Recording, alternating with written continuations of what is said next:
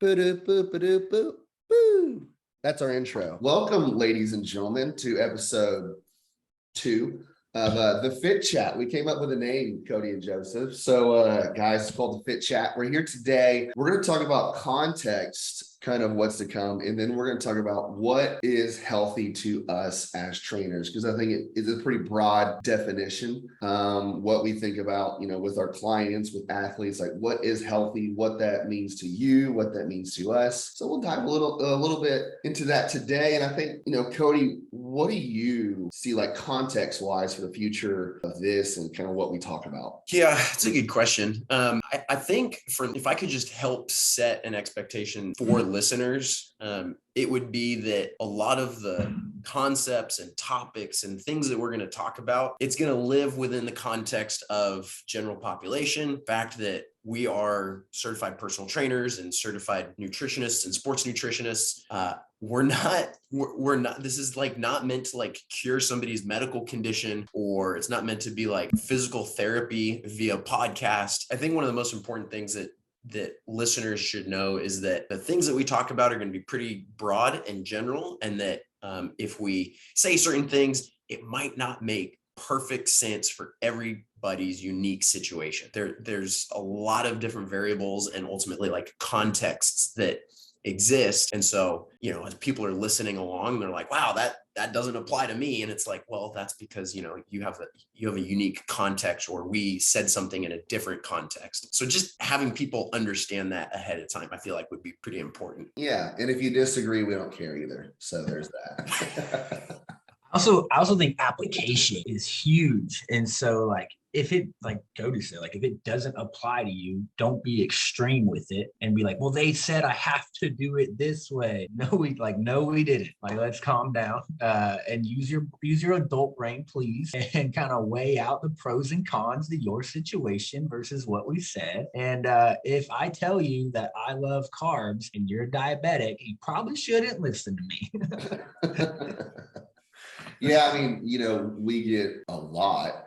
I read an article in Men's Health, or I read an article in Women's Health, and you can read an article or read a book and anything and, come to your own conclusion with that. All that we're really telling you is, hey, this is our experience and this is what we think. Because Joseph, didn't you say the other day, if you were to read a book about everything you're not supposed to eat, there would be nothing left to eat in the world. There's a doctor out there, like a well-renowned doctor, that disagrees with some food source, whether it's vegetables, fruits, meats, plants. Like it does, like there's a doctor out there that says don't eat it. And so if you listen to every single doctor and took it 100% to heart, you'd have water left over to drink, and it wouldn't even be regular water. It'd have to be like alkaline water or something. So what doctor is right? I don't know. It's just so, yeah. It's so, I bring it up like all the time. It's like carbs are bad for you. Okay, what about the other 99% of the world that's eating carbs that aren't dead yet? It's like, come on, man. It's wild. It's wild. But I think, we want to talk today a little bit about like what is healthy to us. We all probably have 3 different definitions of what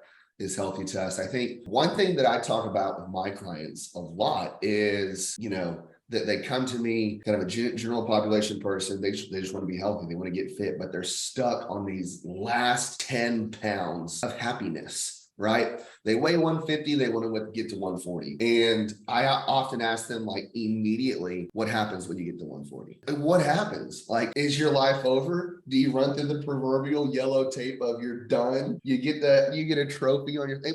The answer is no, right? Like, you don't get a trophy that you made it to 140. You don't get to stop working out. Like, if everyone can get in their mind that fitness is something you do till you're dead, like this is something we have to do for the rest of our life. And until you understand that, until you realize that, you will never be happy, right?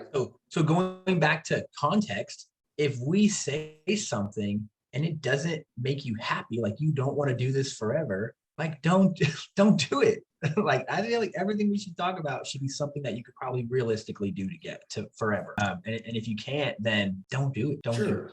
all three of us have gotten ready for shows before. Like I never actually stepped on stage, but I've gotten ready for a show. I used to do like commercials and magazines and all that stuff back in the day, right? And all three of us would agree that being show ready is miserable. Like it's no way to live. And I think a lot of people see people either we'll go off into a show about shows one day, a podcast about shows, but context of like happiness. You are not happy when you are show ready. You're not happy the week before. You're happy the second you step off that stage or get done with that commercial or magazine and start living your life again, right? I've told a million people, like, my goal, me as a trainer, is to be 1 month out, a month and a half out from a show for the rest of my life, right? Like, that's my goal. I think if I could be a month and a half, 1 to 2 months out for the rest of my life, I'm cool. That's good.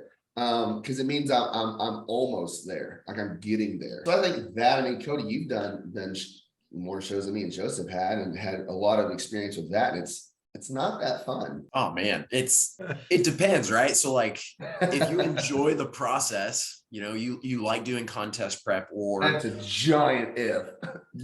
Right, totally, absolutely. But if you enjoy that, then that can be fun. But when you look at that point in time of your life and of like, quote unquote, like your journey, man, like your performance sucks. You're in a pretty like selfish, self-centered place. Man, my wife hated it when I was on contest prep because, you know, like we're limited on date night, and I you know, can't have that glass or two of wine and whatnot. But you look at like the bigger picture, and like, can you have those moments in your journey or whatnot where you're doing contest prep and it's fun? Sure. Are you the epitome of health?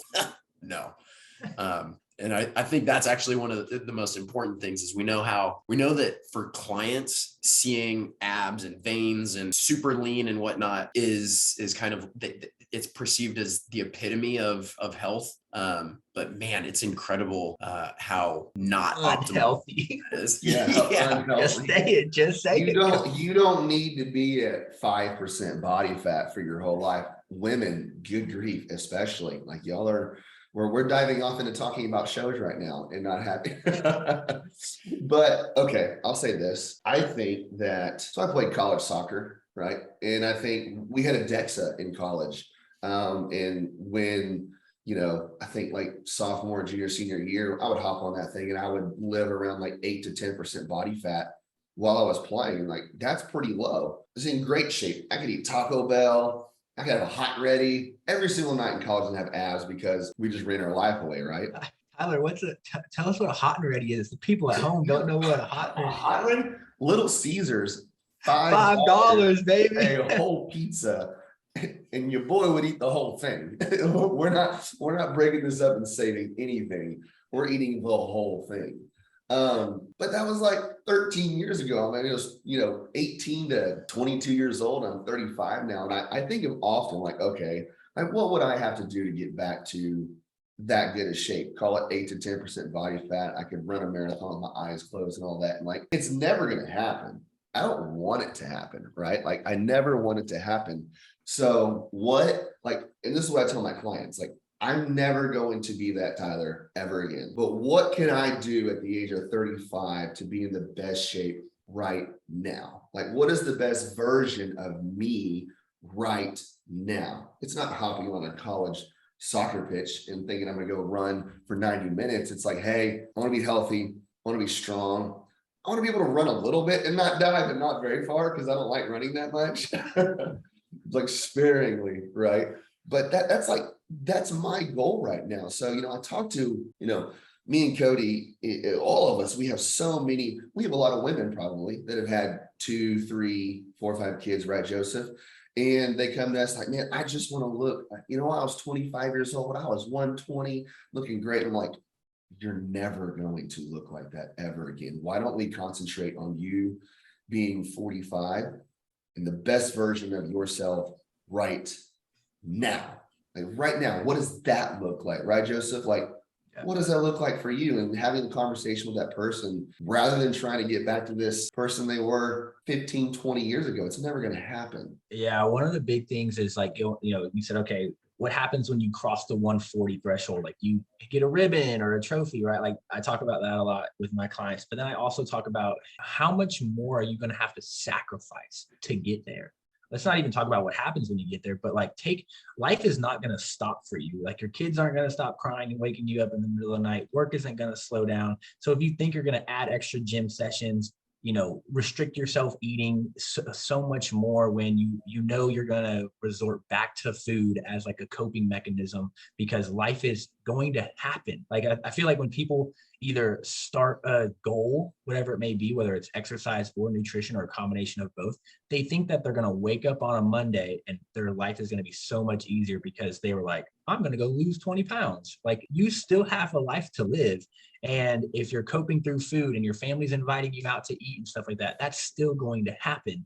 And the more you say no to those things, the more unhappy you're going to be along the way to your goal. And so not even like what happens when you hit your goal, like that's way too far away, but let's think about like what you're going to have to sacrifice, and is it going to make you happy along the way? And that answer is probably no. We could all agree right here. The last 10 is the hardest. Keeping it, like say you did get to 140, right? Staying there is even harder than that last 10. So it's but to your point earlier, they think that they can just quit. They're like, oh, I hit 140. I can go back to $5 hot readies. You can't. Like, and if you didn't get there, if you crash dieted, if you cut calories, if you did it in an unhealthy way, you're not going to stay there like at all. Like the more you microwave your results, the sooner that food cools off. You know what I'm saying? So like you've got to really take your time in there getting to your results, because if you do it very quickly, they're going to leave very quickly. So it's all about sustainability of happiness and lifestyle in getting to your goals, right?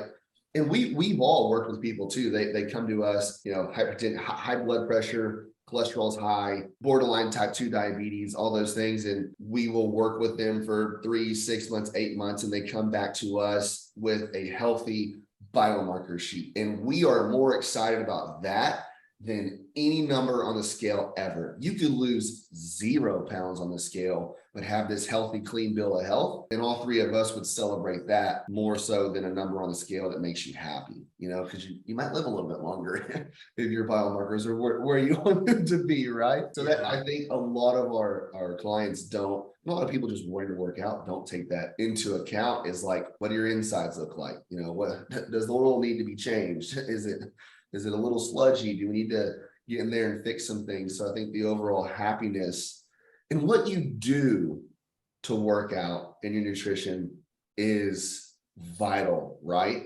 Like if you're doing a workout that you hate, the second you get close to a goal or get to your goal is the second you stop doing that workout.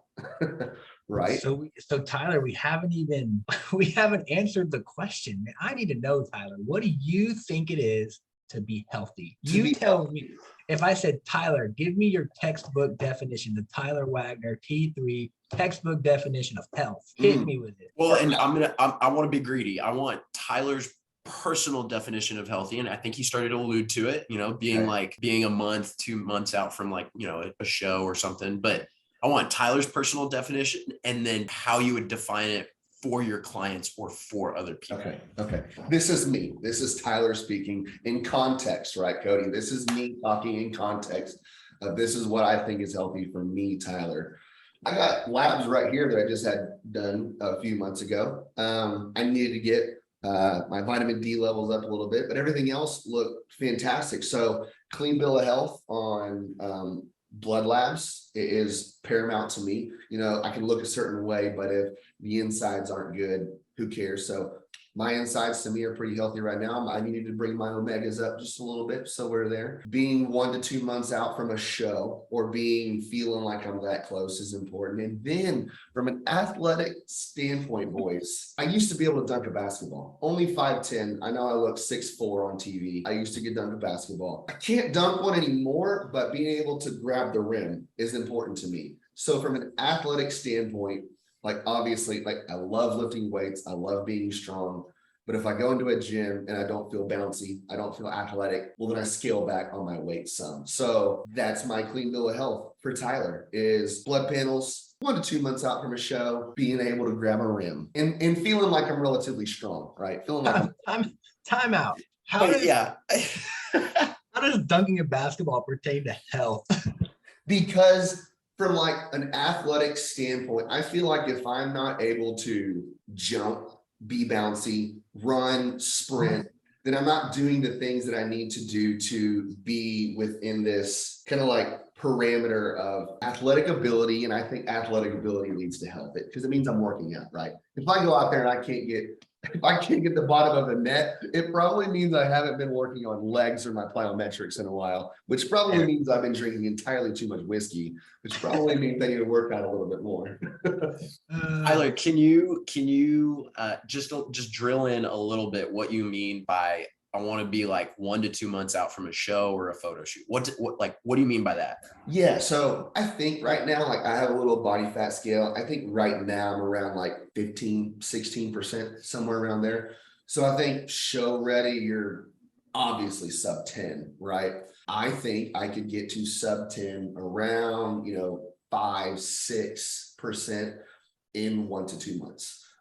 So that just means that the time in which it would take me to go from 15% to 5, 1 to 2 months of like strict adherence to a calorie deficit and cutting and doing the things that we did back in the day when we did that. So it really just means I'm close to being magazine photo shoot ready, but I don't want to live there. I want to be close to there. Like, it's like, I don't want to live on the beach because it's a lot, hurricanes and stuff, but I want to live a few streets away.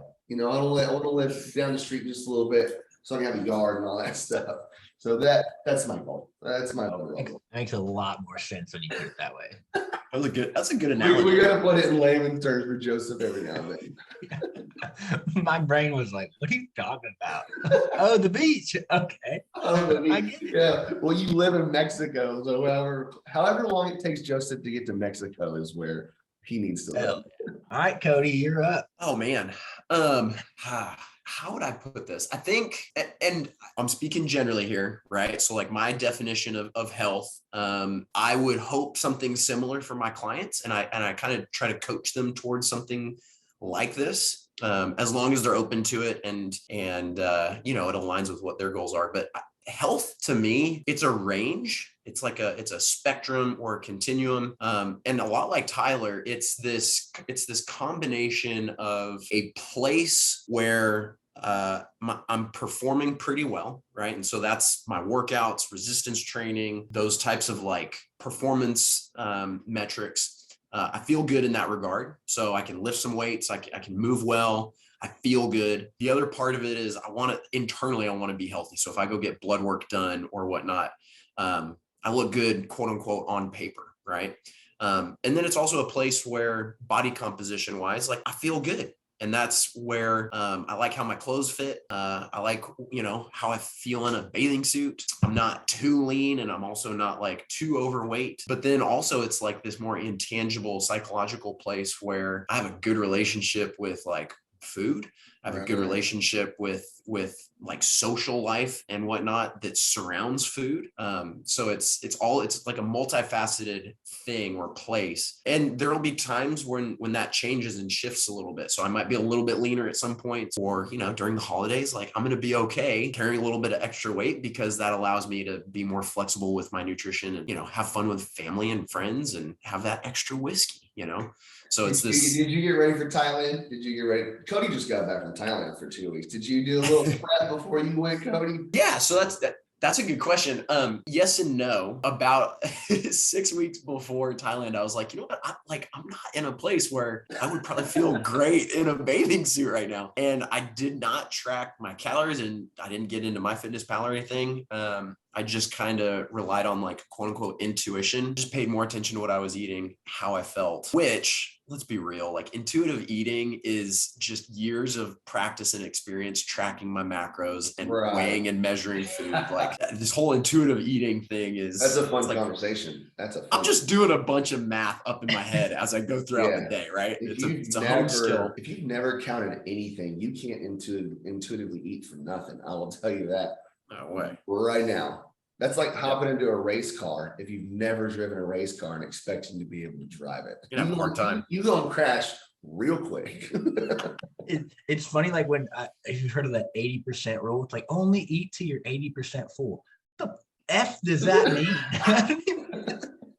Well, think about it. You gotta spend time overeating. I'm gonna eat until I'm 100. Is there a meter on your belly being like boop, boop, boop, boop, boop, 80%? We're there. Yeah. It makes zero sense. It literally makes none whatsoever. I didn't really talk about my clients, but I think, obviously my bill of health for me is not what I want for my clients. And then my client that is 75, his healthiness in my mind is drastically different from a guy that I'm training that is 30. It's like, can my guy that's 75 get down into squat position? Because that's what I think that's one of the most important things he needs till he dies, is to being able to get up and down off of a couch in a toilet and all those things. So again, it drastically changes from person to person and client to client, right? If you have a client that's 100 pounds overweight, like getting them to an optimal BMI and an optimal weight level is our number one goal, our number one health. So not everyone needs to touch a rim, but that's just what I want to do. I think Joseph, I don't know what Joseph does. Joseph runs marathons one month and then he's lifting weights the next month. He's all over the place. So like,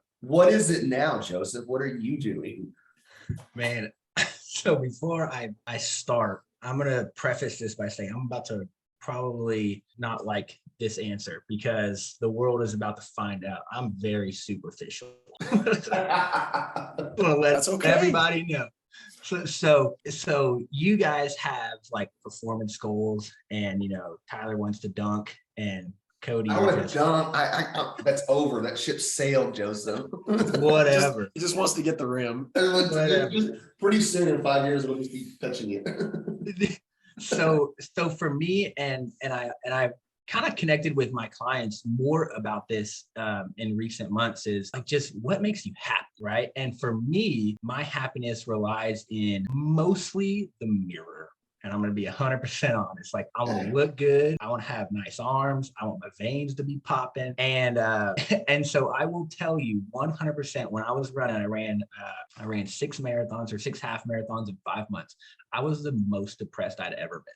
The most depressed. I looked the worst. I'm not going to lie. I have a lot of running clients. We do a lot of prep for people who are like real runners. And I had told them, on calls, I hate this. This is stupid. But I did it because it was just like a bro challenge. It was my bros who were like, but you don't want to run a half marathon. And I was like, F you, let's do it. And then not only let's do it, but I'm also going to beat you when we do it. But I will tell you, so we started in December, January, February, March, April. March and April, I was 100% the most depressed. I was the skinniest, the smallest, the weakest. Funny enough, as soon as I made the switch to go back to like doing bicep curls, I was immediately happy. I was like, it was instant gratification. So, yeah, I'm gonna regret that answer. You guys are gonna blow me up, telling me I'm superficial. But at the end of the day, like, everyone has their own perceptions of health. But I think a lot of times we forget about the happiness piece, and kind of Tyler said it earlier, like if you're miserable doing the fitness program that you're doing to get to your goal, you're probably not going to do it much longer. So let's focus more like on your happiness and whatever that is. And if it's bicep curls, I will curl you till you die, And so, but I also have like, of course, with my military background, I think I also have this, like, let's just do hard crap, like what's hard, and running for me is hard. And so I'm really happy for it. I think I learned a lot, but my health is 100% superficial. I love my arms hugging the sleeves and that's pretty much my health now. And then kind of from a client standpoint is I always try to prove people like balancing life. I think if you can balance life with kind of Cody said earlier of, not feeling bad when you go out to eat or your family invites you out and you can actually just say yes to it, but also having that balance of that's right now or tonight, like the event or celebrations tonight, tomorrow morning when I wake up, I can get right back to my goals, right? It doesn't have to bleed into the week or the weekends. It's one day, one event, go enjoy it, have fun. When you wake up tomorrow, reset. I don't care what day that is, but make sure we reset. And then again, I think a lot of our happiness relies in confidence. And so I want you to be as confident as you are doing whatever you're doing. And so my confidence is again, mostly superficial. Well, I think it's not one, I think it's a little bit superficial. Two, I think it's you like being strong, right? Like you have some people, and I think, filling the sleeves, having all that stuff is a byproduct of just loving to lift weights. Like I think you just like lifting weights more than you like running. Like I played soccer for 22 years of my life, ran, hardly touched weights. Not to say that I didn't, I hated running, but I loved playing soccer. And I had to run obviously to play soccer. But then when I got done and I graduated, I was like, I am done with running. I can't stand it anymore. Like it's just not for me. It's not for Tyler. But we all have clients who like running is their jam. Running is their peace. Running is their happiness. And by all means, you do that. That's fine. We can sit here and have conversations about we probably think you need to strength train a little bit more in your programs and do some cross training and some lateral movements. But if that's what makes you happy, that's what makes you happy. And it's better than nothing. It's better than video games. It's better than watching Netflix for 7 hours a day. So Don't start with me on Netflix. I'll never start.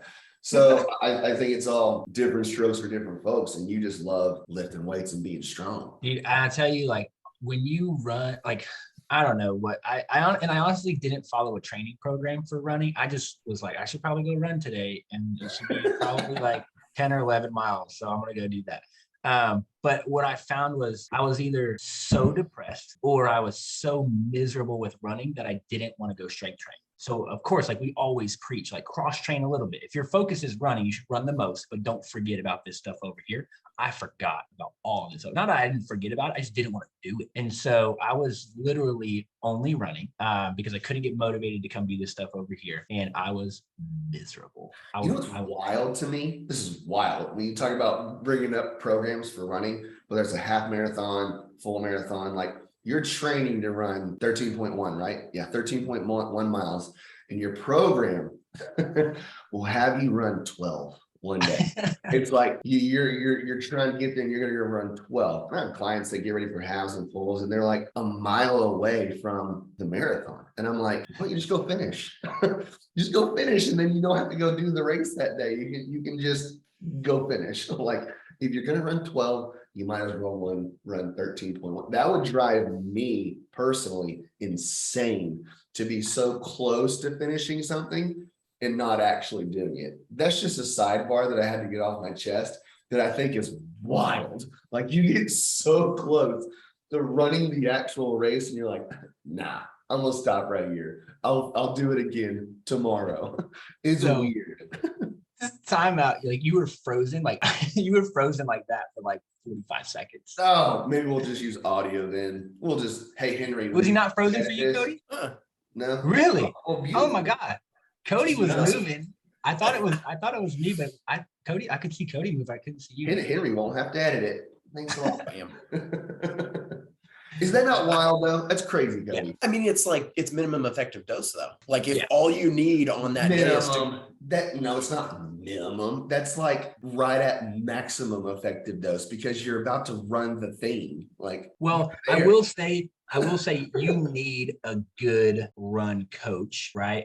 And so my experience with run coaches and researching it, never like pulled the trigger, obviously, but was there were some that would make you run 12, and then there were some that wouldn't make you run past 10, right? Yeah. So again, I think it's like there was never a time when I was running where once I passed 10, I was like, I can't do 3 more. You know what I mean? And so like, I feel like if you can get to close, not 12, but if you can get close to your total distance and feel comfortable there. Like if you could, I remember when I would take off running on like a 7 or an 8 miler and that was like a short day. I was like, let's go.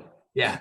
And It's like, again, context. I'm not a run coach. Don't start blowing me up with this is why you run 10. So I don't care. I'm just telling you it's weird that you get so close to running the actual distance and you don't. That's like playing a football game and stopping at the fourth quarter, being like, no, we're done. We're not gonna play. Well, okay, hang on a second, Tyler. Have you ever gone into the gym and pulled 90% of your 1 rep max or 95%? Sure. I'm gonna do that today, actually, Cody, and I'm gonna send you a video of it. I'd love to see it, but man, that's weird that you're gonna stop 5% from your 1 rep max. I haven't 1 rep max in 10 years, I don't think. Probably because you don't have to. You don't have to. And I'm getting older and things start breaking when you do that. That's also true. I do want to go back though. I think both of y'all brought up a really important point. And Joseph, with what you mentioned about like what health is to you, and you were like, well, it's a little bit vain, and I want to like look good and whatnot. Like I know when I'm sitting down with clients, man, I literally do not care what your goals are. I mean, and what I mean by that is I totally care, but you can have whatever goals you want, and I'm going to help you get closer to those goals.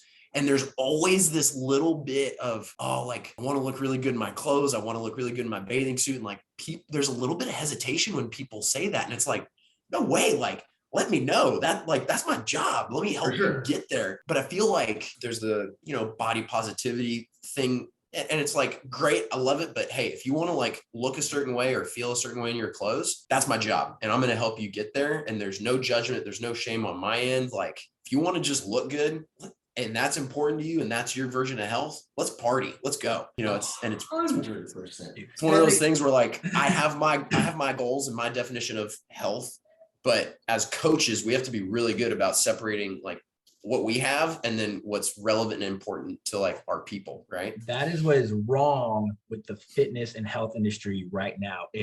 I'm a coach. This is my idea of health. I'm going to push it on everyone that I have an impact on. And I'm going to tell you, you need to do 3 sets of hip bridges Monday, Wednesday, Friday. And you need to eat broccoli because I eat broccoli. And if you want a big butt, like I got a big butt, then like, it's just like, no, like I think if you want genuine success, to Cody's point, sit there as a coach and let your client just spill the beans. And whatever that goal is, I am there for you. Like I have enough, thank the Lord, experience and education to help you do whatever you want to do. And if it's you want your left calf to be a little bit bigger than your right calf, I got you.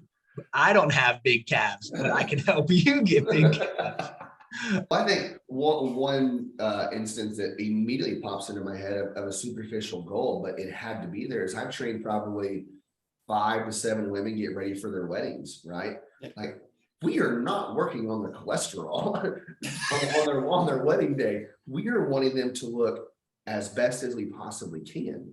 And so, she's like, hey, I got this like open dress in the back. My back needs to be shredded. Yeah. I'm like, well, that is our goal. I do not care about your blood pressure right now. I care about it. But the good thing is getting healthier and looking better usually can be a byproduct of trying to get other things going on, right? Because the latter is usually not that. So, I mean, to get a person to a superficial goal, there's nothing wrong with that. However, if you live your entire life off of a superficial goal and you're ignoring certain parameters of blood panels and tests and all that, your doctor's like, dude, you gotta get your blood pressure down. You're like, nah, dude, I want abs. You're like, time out. We probably need to settle in a happy medium there of both of those, right? Yeah, it's funny. So like, not to get onto SMART goals, but so I'll do calls with my clients and we'll set long-term goals and short-term goals. I'll say, hey, what's your long-term goal? I want like 9 months, 12 months out. Like, obviously you're not going to hit it anytime soon. What's that long-term goal for you? I want it to bring you happiness. I want it to bring you confidence. And their number one answer is, I just want to be healthy. I'm like, what the F does that mean? Like tell me what that means, please, in your own words. Well, I want a good relationship with food. What does that mean? And so then it's like, okay, going back to SMART goals, how do we measure that? How do we measure your health? How do we measure a good relationship with food? Oh, you can't. Okay, well, let's pick something a little bit more measurable. That kind of makes more sense. Going back to that, only eat till you're 80% full. how do you measure that? Please tell me. Because I think a lot of times either one, it's too specific and it's like Mm. too much. Like I want a 12-pack abs, not a 6-pack. Or it's too broad and no one knows like that balance for them. Like, right. It's like to sit with it for yourself. What would your answer be if someone, because what we may get a question in this in the comments, it's like, no, I want actual data and measurements. Y'all three have given us your answer of what's healthy to y'all, maybe your clients, of these feelings and how they feel and happiness and all that, which of course is the most important to us. But if you were to put metrics on it, like what does that look like from a BMI standpoint, body fat standpoint, biomarker standpoint? Like what does that actually look like if you were to put it on paper? I will say that I'm much more, this is a tough question because I much more appreciate a body fat percentage rather than BMI. I think we all can agree on that, right? BMI is just a height to weight ratio. You ain't getting any taller, and you ain't getting any younger. So BMI is kind of a little meh, but and then to caveat that, almost like 95% of like health research studies is based off of BMI, and it's very conclusive. So BMI does play a role with like biomarkers. So to caveat that, I understand that. From a body fat percentage, though, I will say as long as you're like within like an average to like an overweight range, I think that's a comfortable spot for people, not like the athlete, the lean range, right? So for males, what is that? 12 to 15%. Females is like 15 to 20%, somewhere around there from a body fat percentage. But what we don't realize is like we have people who are 56% and they think that nothing's wrong, you know. Doesn't and then I'm not saying like you're 400 pounds and 56%. We have some people who are like a healthy weight and 56%, you know. And so I would say from a data collection standpoint, body fat percentage and labs, that would be my total. Like, can you get within an average range for your body fat percentage for male or female? And then are your labs within normal limits? And there's ranges for every lab there too. So just average, just be average. Yeah, I agree with that. I think I always tell my men, you know, around 15%, you know, call it 15, 16, 17, 14, whatever. I think if you're a dude around there, I always tell females like around 20, right? To me, I think is great. You know, is it a few below? Is it a few higher for 20% body fat for a woman? Cool. Women will always carry a little bit more body fat percentage than men. It's just you're a woman. That's how it happens.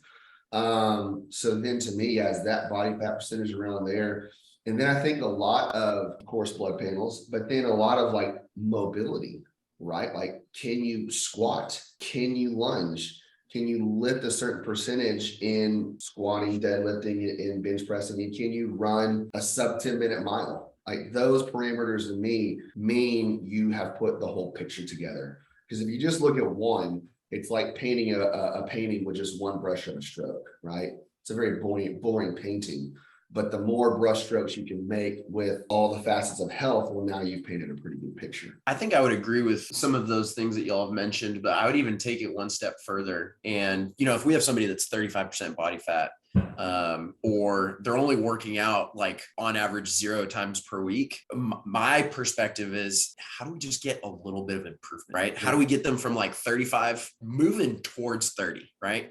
That can be incredible, right? Because it might not make sense for them, for their goals and what they have going on in life to get down to 20% body fat, or to work out 5 or 6 days per week. So it's like, how do we just make some meaningful improvement in terms of like consistency? Like, can they get into the gym a little bit more often? Enjoyment, like, are they enjoying what they're doing? Like, have we created a program for them that they like doing, right? And that is enjoyable and sustainable for them. So there's so many different ways that we can look at progress, what's optimal, what's great. And while we can have like, yeah, cool, 15% for dudes, 20% for females, awesome. But for a lot of folks, that just might not be important to them or might not be realistic for them. And so, you know, do you just feel good moving throughout your day? You know, getting in and out of bed, getting in and out of your car, like, do you just feel better? Less aches and pains? Love that, right? You sleeping well? You breathing right? You drinking water? You moving?